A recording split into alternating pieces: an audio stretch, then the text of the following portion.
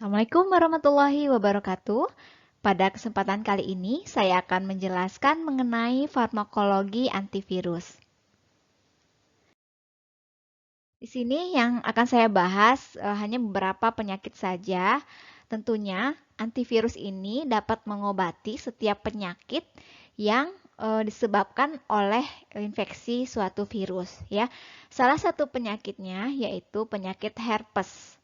Nah, eh, antivirus yang dapat digunakan untuk mengobati herpes yaitu acyclovir. Nah, acyclovir ini dapat menghambat DNA polimerase dari virus.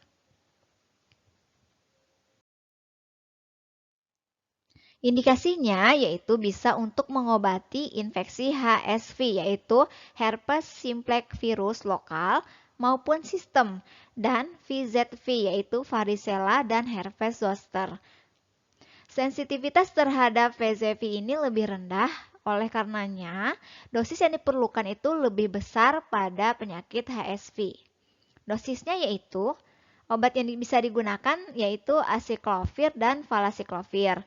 Untuk acyclovir dosisnya 5 kali 200 mg. Ini untuk herpes genital dan 4 kali 400 mg untuk herpes zoster. Jadi memang harus diketahui dulu jenis herpesnya. Apakah genital ya di bagian genital ataukah zoster karena akan mempengaruhi dosis. Karena dosisnya juga sangat jauh ya perbedaannya gitu. Jadi memang harus diketahui lebih pasti lagi apa jenis herpesnya. Selanjutnya valacyclovir ini dosis yang dapat diberikan yaitu 2 kali 500 mg untuk herpes genital dan juga 3 kali 1 gram untuk herpes zoster.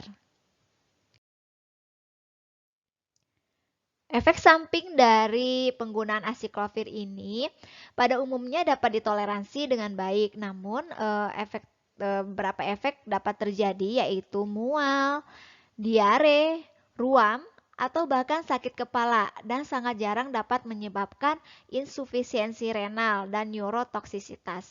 Insufisiensi renal itu adalah penurunan fungsi ginjal ya. Kalau neurotoksisitas terjadi kerusakan pada bagian neuron atau saraf. Resistensi juga dapat terjadi ya pada antivirus ini karena terjadi mutasi pada gen timidin kinase virus atau pada gen DNA polimerase. Selanjutnya yang dapat diobati oleh antivirus yaitu influenza yang disebabkan oleh virus ya di sini. Nah, obat yang dapat digunakan yaitu amantadin dan juga rimantadin. Mekanisme kerja dari obat ini bekerja pada protein M2 pada virus, di mana merupakan suatu kanal ion transmembral yang diaktifasi oleh pH. Jadi, kanal M2 ini merupakan pintu masuk ion ke virion selama proses uncoating ya. Destabilisasi ini ikatan protein serta transport DNA virus ke nukleus. Jadi nanti flux kanal ion M2 ini akan mengatur pH ke kompartemen intraseluler, terutama aparatus Golgi. Perubahan ini dapat menyebabkan hemaglutinin virus influenza A atau HA, di mana hemaglutinin itu terjadi penggumpalan pada darahnya ya selama transport ke intrasel. Indikasi dari obat antivirus untuk influenza ini dapat mencegah dan merupakan terapi awal infeksi virus influenza A. Dosisnya yaitu amantadin 200 mg per hari bisa 2 kali sehari dengan menggunakan dosis 100 mg. Dan untuk rimantadin itu 300 mg per hari dapat diberikan 2 kali sehari juga dengan dosis 150 mg untuk satu kali pemberian. Efek samping yang dapat terjadi pada penggunaan amantadin dan rimantadin ini yaitu gangguan gastrointestinal yang ringan, jadi penyakit pada saluran pencernaan. Efek samping sistem saraf pusat bisa juga terjadi seperti adanya gelisah, kemudian sulit berkonsentrasi, insomnia, hilang nafsu makan, ya. Namun rimantadin ini lebih jarang terjadi efek samping dibandingkan dengan amantadin. Efek neurotoksisitasnya dapat meningkat jika diberikan bersamaan dengan antihistamin. Karena itu perlu dipertimbangkan lagi jika ingin menggunakan antihistamin bersamaan dengan antivirus ini.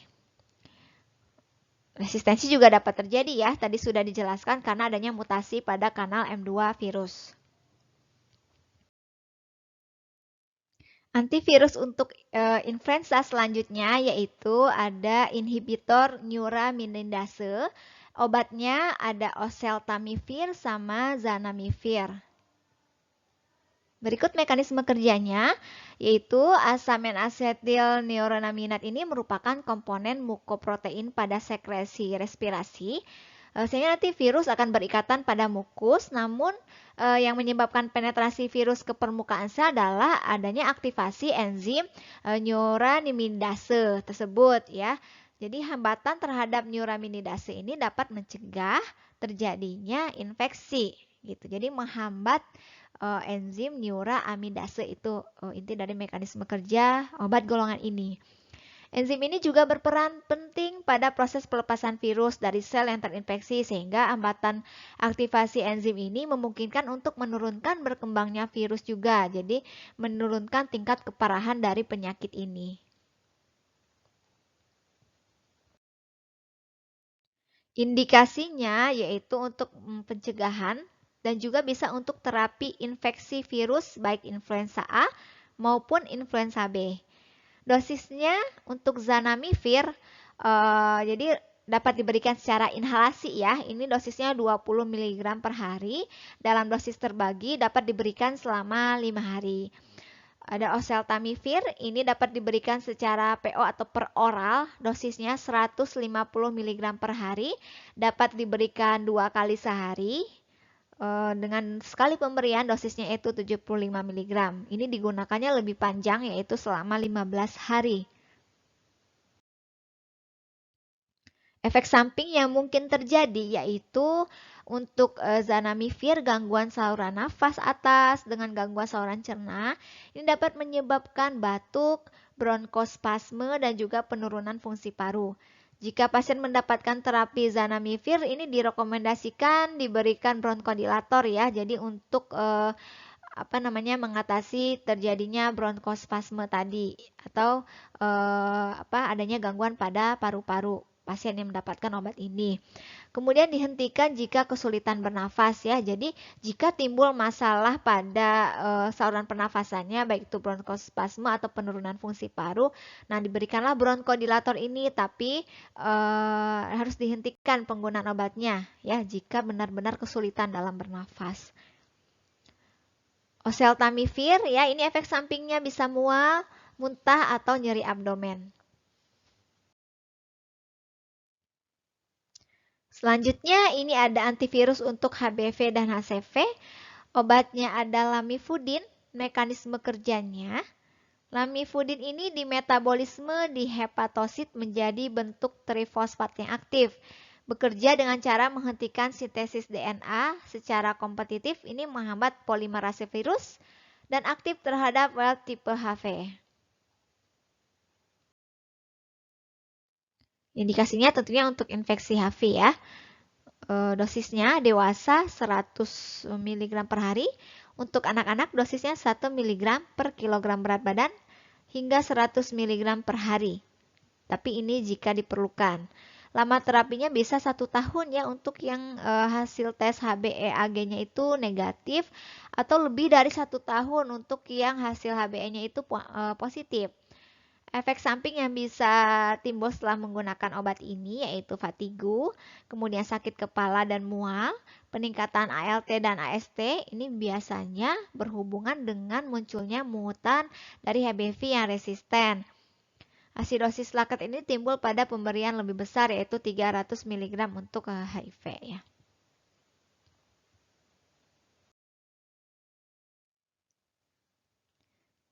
Kemudian ada interferon, ini merupakan sitokin yang memiliki antivirus imunomodulator juga. Diproduksi oleh tubuh, ini sebagai respon dari berbagai stimulus. Ada 3 tipe utama interferon, ada alfa, ada beta, kemudian ada gamma. Sedia natural dari rekombinan paling banyak digunakan adalah interferon yang alfa ya. Dari alfa beta gamma ini yang paling banyak digunakan adalah yang interferon alfa. Mekanisme kerjanya, setelah berikatan dengan reseptor spesifik, sintesis lebih dari 2 lusin protein yang berefek antivirus ini efeknya melalui hambatan penetrasi virus, yaitu sintesis mRNA, translasi protein, dan juga pengelepasan dari virus.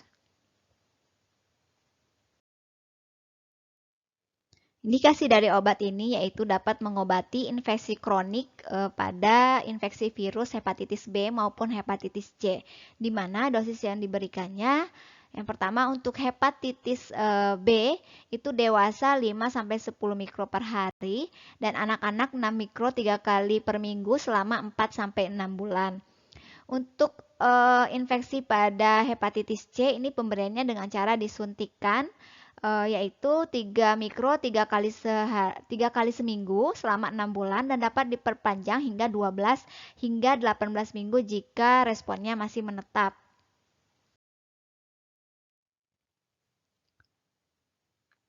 Ini ada NRTI yaitu zidofudin, isinya ya didanosin, zalcitabin, stafudin, lamivudin, abacavir, dan emtricitabine. Ini bentuk aktifnya harus mengalami fosforilasi oleh enzim hospase di sitoplasma karena tidak mempunyai gugus 3 hidroksil. Itu jika dilihat struktur kimianya seperti itu. Bekerja pada tahap awal replikasi HIV, jadi menghambat infeksi akut sel yang rentan. Ini sedikit aktif pada sel yang telah terinfeksi.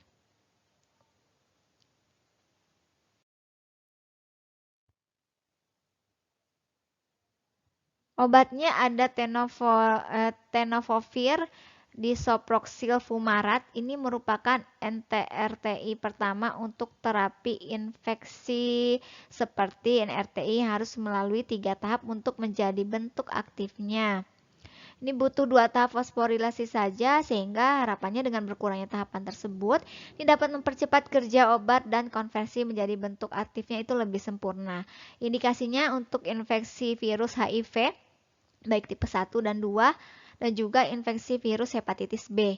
Dosisnya 1 kali 300 mg. Ya. Selanjutnya NNRTI ini nevirapin, kemudian delafirdin dan juga efavirenz. Tidak harus mengalami fosforilase, ini bedanya ya untuk menjadi bentuk aktif, beda dengan obat sebelumnya. Tetapi hanya aktif terhadap HIV tipe 1 saja, tidak pada tipe 2. Semua senyawa ini dimetabolisme oleh sistem sitokrom P450 yang ada di hati sehingga cenderung untuk berinteraksi dengan obat lainnya.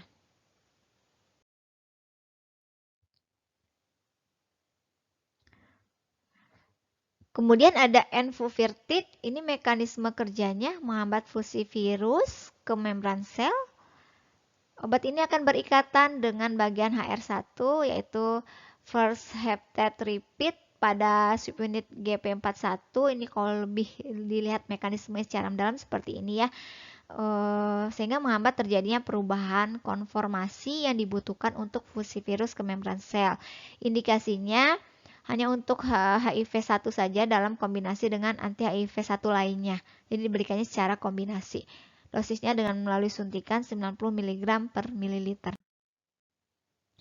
Baiklah, sekian penjelasan mengenai farmakologi antivirus.